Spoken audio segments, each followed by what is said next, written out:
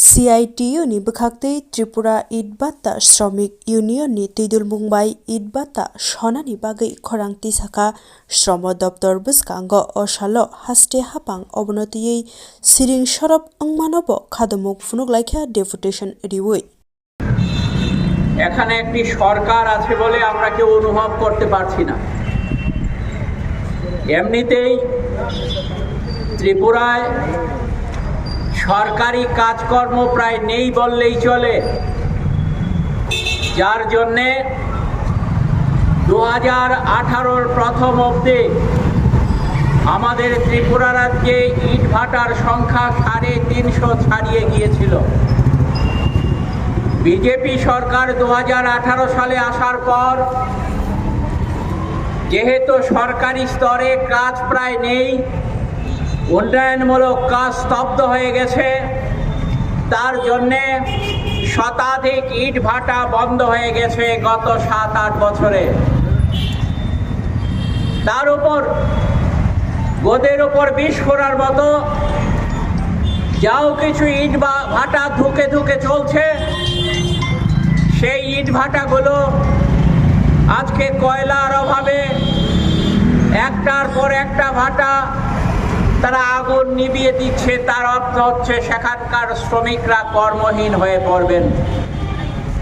আমাদের ত্রিপুরা রাজ্যে এর আগেও কয়লার বিভিন্ন সময়ে সমস্যা দেখা দিয়েছে, কিন্তু কয়লার অভাবে কোনো ইট ভাটা 2018 সালের আগে বন্ধ হয়নি।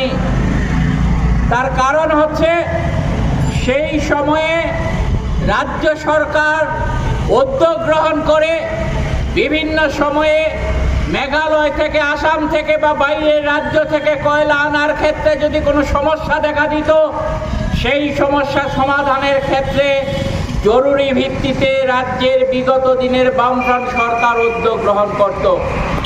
তার ফলে কোনোদিন ত্রিপুরা রাজ্যে ইটভাটার শ্রমিকরা তারা বেকার হয়ে পড়েননি।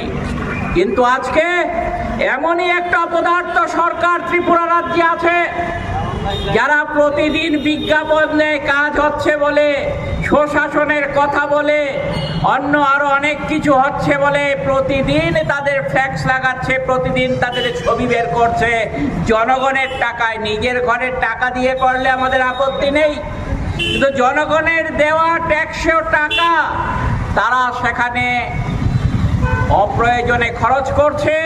আর দুর্নীতি লুটপাটের কথা বলে তো লাভই নেই। ত্রিপুরা রাজ্যে সরকারি খরচ করার জন্য যা টাকা আসছে তার অর্ধেকের বেশি টাকা লুটপাট হয়ে যাচ্ছে। একেবারে সর্বোচ্চ পর্যায় থেকে সর্বনিম্ন পর্যায়ে অল্প কিছু মানুষ এই দুর্নীতি লুটপাটের সাথে যুক্ত আছে।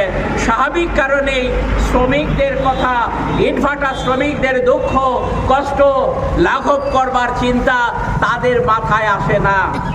আমরা আজকে শ্রম দপ্তরের সামনে যাদের দায়িত্ব হচ্ছে শ্রমিকদের রক্ষা করা, তাদের কাছে ডেপুটেশন দিতে এসেছি, তারা যাতে এই বিষয়ে ভূমিকা গ্রহণ করেন।